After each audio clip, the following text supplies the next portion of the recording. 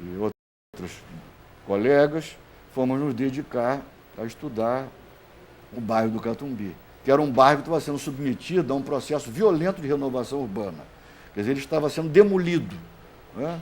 E uma associação de moradores, que era dirigida na época por Silvio Cataldo e Ítalo Brescia, dois italianos, né, de Cosenza e de Brescia, num bairro multiétnico, hoje nós diríamos multiétnico, um bairro que tinha portugueses do continente, portugueses das ilhas, açorianos, separatistas, né, ciganos, Calon, na Rua do Xixô, a Rua Emília Guimarães, né, armênios, italianos, espanhóis, que tinham feito uma associação de moradores incrível e que essa associação de moradores conseguiu mudar a legislação das cooperativas habitacionais, porque um bairro, uma associação de moradores, passou a se constituir como cooperativa habitacional.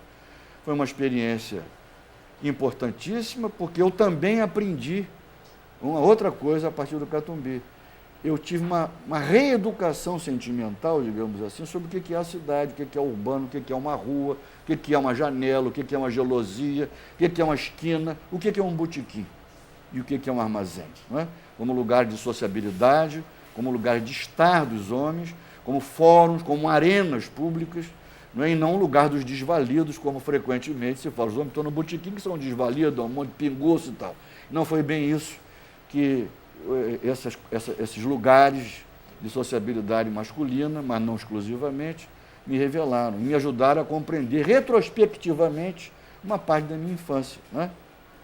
E o que adultos como meu pai faziam no botequim, que obviamente não era o botequim mais do ponto de vista da lógica da família, da casa, do doméstico, do oikos, ou seja, do olhar feminino sobre o botequim, né? Os garotos são impregnados com um olhar feminino sobre o botequim, que é o olhar da mãe. Ou seja, o dispêndio dos homens entre si, naturalmente, porque ele está comprando leite, está gastando lá com os homens todos no bar, aposto como é que está falando da minha vida, não é? E foi realmente uma descoberta, embora eu frequentasse botequim, mas eu nunca tinha me ocupado reflexivamente de um botequim. Só para dar um exemplo, né, você está perguntando sobre experiências, do que aconteceu. Eu me apresso logo em dizer que eu não sou alcoólatra, não tenho nenhuma compulsão por nada disso, mas sei perfeitamente bem o significado de que é compartilhar uma substância comum, que é uma bebida, né? E você compartilhar essa substância. Aliás, é o que Platão diz, né, lá no Symposium. Symposium quer dizer beber junto. A tradução latina para o banquete é absolutamente inadequada, né? Porque os homens se reuniam ali, naquele espaço de sociabilidade masculina, para beber e conversar. É o spirit, como os ingleses chamam, né? Para suscitar a reflexão. Então, não sei se são experiências muito controladas, que eu acabei de relatar para você, mas isso me levou, por exemplo, a querer morar no Catumbi, a alugar uma casa, a comprar uma casa na Rua Emília Guimarães. Eu ia carnaval com meus filhos para o Catumbi, meus filhos eram pequenos, né? A minha mulher, na ocasião, a mãe dos meus filhos, nós frequentávamos o lugar juntos. Nós também moramos e frequentamos a aldeia, o povoado de Zacarias. E frequentamos, não podia morar no candomblé, mas frequentamos e levávamos coisas para ajudar, né, as obrigações, né? E compreender bastante bem, né, o que fazia essas pessoas serem tão apaixonadas por essa beleza que são os cultos afro-brasileiros, a partir de uma figura, que era a galinha da Angola, né? A galinha da Angola, como um símbolo focal, como chamaria o Victor Turner, o antropólogo, como ideal de plenitude da vida, como elemento que contém todas as substâncias vivificantes, né? A refeição par excellence dos orixás, né? Dessas criaturas que encontram na galinha da Angola, na Pantado, no Etu, no Conquém, no Tofraco, essa ambrosia, né? Que os gregos chamavam de ambrotos, né? Amrita, ou seja, a substância vivificante. Então, E outras passagens importantes sobre a relação entre religião e economia, né? Se você imaginar que se você acabar com esses ritos todos, você vai diminuir o produto interno bruto, né? Então a definição de que religião é uma coisa externa à economia é muito precipitada, né? Porque se a religião é também estruturante dessas coisas todas, né? A dimensão do religioso, né? Só para dar um... Depois a discussão sobre essas coisas que e nós todos, eu, Arno, Flávio, como professores, pesquisadores, o Kant que eu mencionei, a Elina também que eu mencionei, né, formamos também algumas gerações de estudantes. Conseguimos motivá-los em termos de perspectivas e tal. Mas, obviamente, que a gente não é gente do samba de uma nota só, né? Nós, por exemplo, somos velejadores, não é isso? Estamos velejando recentemente, estamos empenhados em reconhecer essas coisas tão sensíveis como um vento, uma mudança de maré, não é? A sensibilidade de um leme, não é? E uma ação concertada, não é? Uma cooperação. Por exemplo, eu sou músico também, não é? Então, você se dedica a tantas coisas importantes, como, por exemplo, esse programa, né, que existe há 13 anos. Né? Melo, Então, e qual foi o momento mais dramático dessa experiência toda? o momento mais dramático dessa experiência... O mais interessante? É difícil, Daniel. Eu a cada coisa dessa, eu fiz com todo o meu empenho, com toda a minha dedicação e fiz sempre por prazer. Eu não fiz nada, negócio por obrigação, sempre fui avesso a isso, o que não é uma virtude, né? Os tempos, a entrega das coisas, eu sempre fiz com grande empenho, talvez por causa da descoberta, talvez por causa da arte, da coisa criativa, da musicalidade, da expressividade, né, que você é capaz de reconhecer em todas essas áreas. Então eu não tenho assim um momento, pode ser que o maior depois eu me lembre, Daniel, realmente foi um momento paradigmático na minha experiência, né? Mas talvez, no caso de Maricá, dois momentos de grande dramaticidade para mim. Uma foi a morte de Henrique, que está aqui na capa do livro, né? Henrique é esse pescador emérito com quem eu morei, né, no rancho de pesca, né? Henrique não tinha filhos. E depois de muitos anos, eu segurava Henrique no colo, ele estava muito fraco, eu dava comida sopinha na boca de Henrique. Henrique estava no final dos seus últimos dias. E veio a falecer logo, na semana seguinte, e me convidaram para ir ao enterro. Eu fui com Arno Vogel, fui a Maricá. Cheguei no cemitério, estavam todos me esperando. Eu levei um susto. E na hora do enterro, os pescadores, Beco, Benjamin, né? Estava lá vários outros, disseram, e agora, Sr. Melo? Como é que nós vamos fazer? Falei, como assim? Tio Henrique disse que deixou tudo para o senhor.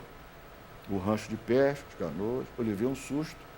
Compreendi por que eu tinha sido hostilizado durante um bom tempo do trabalho de campo, porque eu não suspeitava, que eu era herdeiro de uma coisa que eu não sabia, que, portanto, era objeto de uma disputa.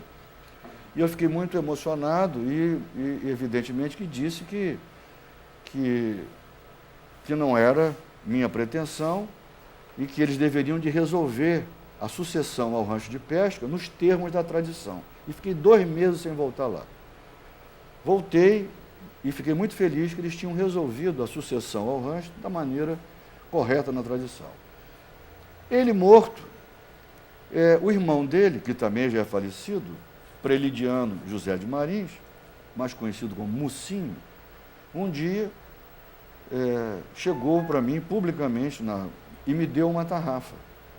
Me deu uma tarrafa dizendo, né, que era a última tarrafa que ele tinha feito, e aquela tarrafa emocionado, chorando, me deu a tarrafa.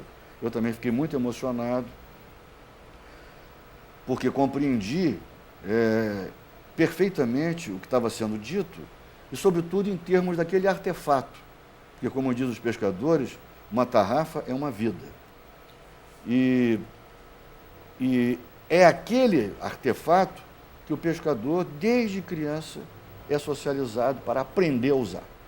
Porque ele vai tarrafiar na beira da praia, ele vai tarrafiar na beira da laguna, ele vai tarrafiar de cima da canoa. Então, é um artefato que é fundamental na aquisição de competências como pescador. E eu achei incrível a declaração que foi feita, né? E a terceira coisa, ainda em Zacarias, foi quando eu terminei de fazer uma genealogia de parentesco, enorme, construí e coloquei essa genealogia na parede, e as pessoas iam passando pela porta da minha casa e olhavam e tiravam o chapéu. Tiravam o chapéu e chamavam os filhos para ver a genealogia de parentesco, chamavam os netos.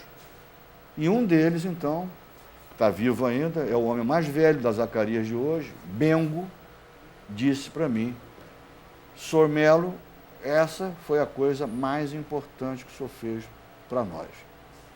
Porque era aquilo que mostrava a posse mansa, tranquila, né, de quase 200 anos daquela genealogia que ia quase ao final do século XVIII, né, mostrando que eles tinham uma relação com aquele lugar.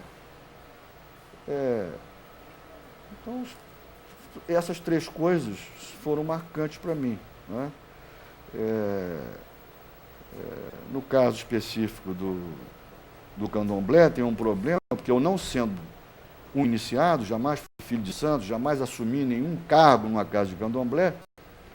Isso tem um problema, porque é uma disputa, né? Quer dizer, como é que ele pode ter escrito isso, ou eles puderam ter escrever essas coisas sem serem filhos de santo, né? Porque nós só estudamos as coisas públicas. Eu jamais me interessei por segredo nenhum. Só me interessei pelas aquelas coisas que as pessoas podiam me dizer, né? E aquelas coisas às quais eu podia ter acesso e colocar sob descrição. No Catumbi, né, eu continuo a visitar Tuninho, que é um personagem importante, uma personalidade pública vocacional, que mora na rua Emília Guimarães até hoje, que é um amigo, e que telefonou dramaticamente para mim esses dias, dizendo: Melo, eu quero falar com você e Arno, antes de eu morrer. Ele está com 81 anos, né?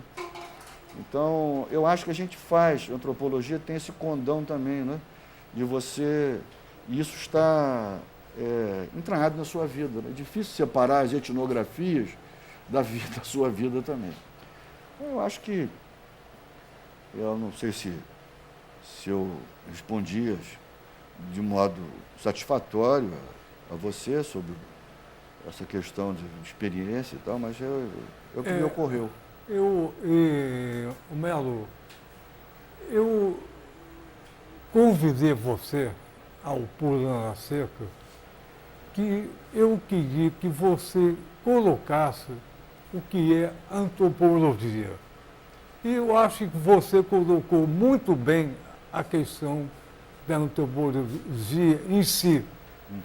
Você vai conhecer o objeto, o local, e viver essa questão que aparentemente tem uma visão inversa. O botequim é uma porcaria. E você descobriu o botequim que é um lugar de socialização. Então, a antropologia, você respondeu muito bem, é uma questão viva. Você tem que viver perfeitamente a vida, a sua e o outro, o grupo. É a questão de vida.